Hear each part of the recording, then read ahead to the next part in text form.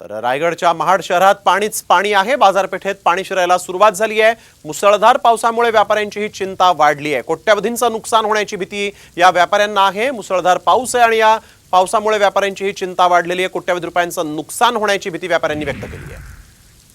बुधवारी मध्यरात्रीपासून रायगड जिल्ह्याला पावसाने चांगलंच झोडपलं आहे। त्यानंतर रायगड जिल्ह्यातील महाड असेल, रोहा असेल, त्याचप्रमाणे नागोठणा या परिसरामध्ये पूर परिस्थिती निर्माण झाली। आपण आता महाड शहरामध्ये आहोत। महाड शहरातल्या बाजारपेठेत आपण पाहू शकतो की सकाळी आज महाड शहराच्या बाजारपेठेत पाणी भरायला सुरुवात झाली। साधारणतः सुकट गल्ली परिसरामध्ये 1 ते 1.5 फूट पाण्याची लेवल आहे। तर महाडची मुख्य बाजारपेठ आहे। या बाजारपेठ परिसरामध्ये साधारणतः 6 ते 8 इंच पाणी आहे।